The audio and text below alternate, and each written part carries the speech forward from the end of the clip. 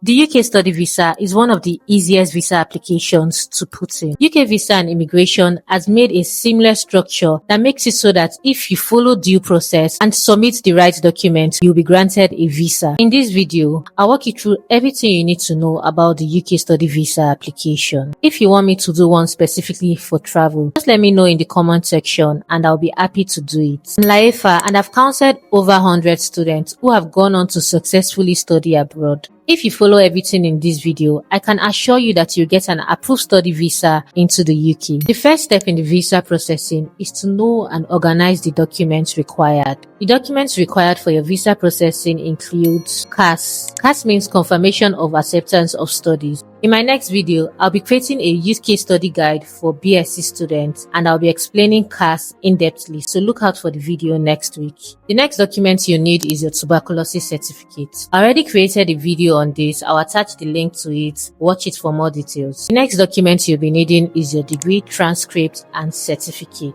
You also need a 6-month valid international passport. Then you need a 28 days bank statement. I've created an in-depth video explaining the bank statement. It is very important you watch this video as the bank statement is one of the reasons for visa refusals. Another document you'll be needing is your financial permission letter, and this is specific for students who will be sponsored. Note that your sponsor has to be your biological parent or your adopted parents, and if these are your sponsors, you need to provide proof of relationship. This proof of relationship can either be birth certificate or your adoption certificate. If you're underage, that is you're not up to 18 years old at the point of your visa processing, you need a consent letter from both parents. You also need to provide a letter of English proficiency. This can be your WAEC, NECO or IELTS. If you've paid your accommodation, you should also submit your accommodation receipts. If there are any discrepancies in your documents, such as your date of birth, your name or any other thing, please get an affidavit.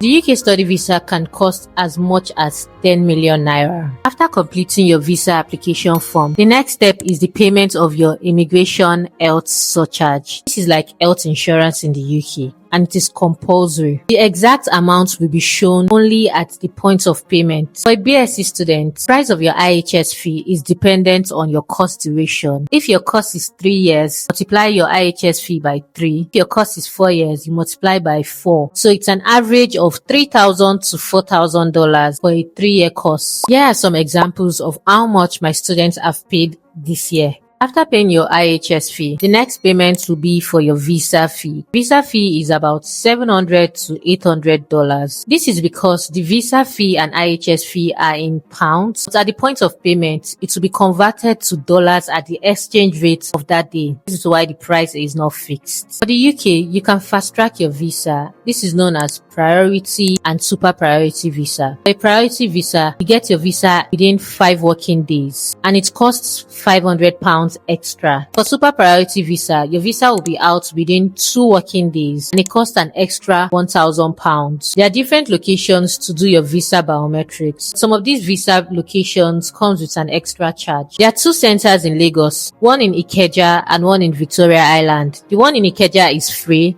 while Victoria Island is £75. There's also one center in Abuja and it is totally free. There's a center in Port Harcourt which costs £150. There's another center in Enugu and it costs £150. There are 2 new locations in Ibadan and Kano. You need to verify the amount. Let's talk about visa rejections and why it happens. 1. Fake documents. You need to be very careful about the documents you're submitting. I've seen situations where students have submitted fake documents like birth certificate and that led to a visa refusal. 2. Exchange rate issue. On the date of your submission, cross-check your bank statements with the exchange rate of the day to see if they correlate. 3.